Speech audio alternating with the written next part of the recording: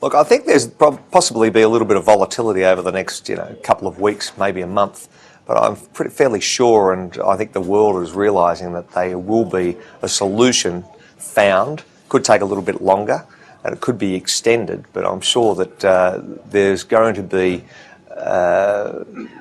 support for an increase, and there's no doubt that the consequences going the other side, if they weren't to do it, would be mayhem for the markets.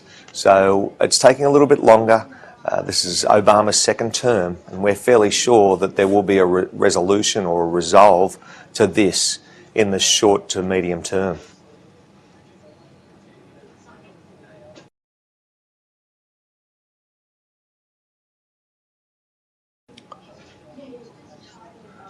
Well, the factory goods, or the numbers there were, it's a softening. It's had, phenomenal growth over really the last 10 to 15 years, that whole subcontinent. And it's just going through a readjustment phase. Certainly inflation took off and it's had to be contained, higher interest rates and so on. The currency, as you said, hit an all-time low against the US dollar. So I think over say the next 2 to 5 years, India will come back out.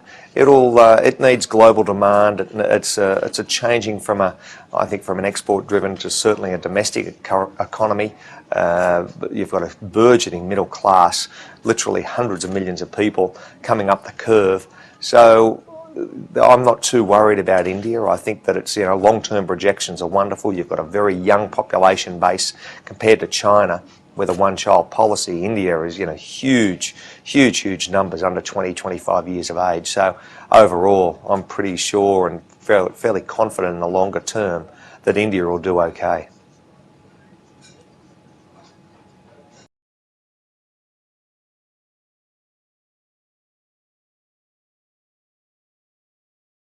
It's all coming down to where's the US dollar, what's going on as far as debt ceiling, but more importantly, you've got those emerging markets, the Brazils, the China, the India, the Russia. They've had fairly volatile times, stock market wise, and of course economically. And I think that those economies are starting to probably tail back a little bit. And that's been very evident over the last, 9 to 12 months.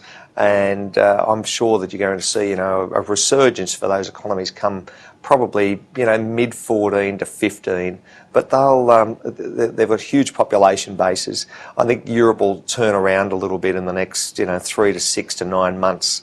You'll see hopefully a stronger European economy, and then global demand will increase. So energy prices where they currently are, good for a lot of those major economies, and I think that overall we're going to see hopefully a stronger, not only emerging markets but the mature markets coming back to play and be a little bit more stronger, not only economically but also employment number wise in the 12 to 18 months time.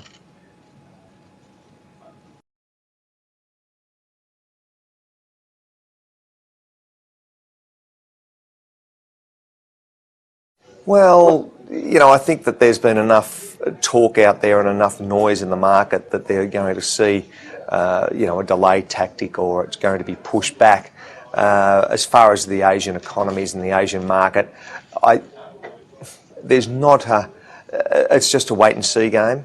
And I don't think that everyone's conscious that it needs to be done, but the reality is it's taking longer than one would have expected, and I don't think it's going to have a major impact to the Asian economies in the short term. And it's just a wait and see process until we see that rubber stamp and all signed off, and then it's onward and upward.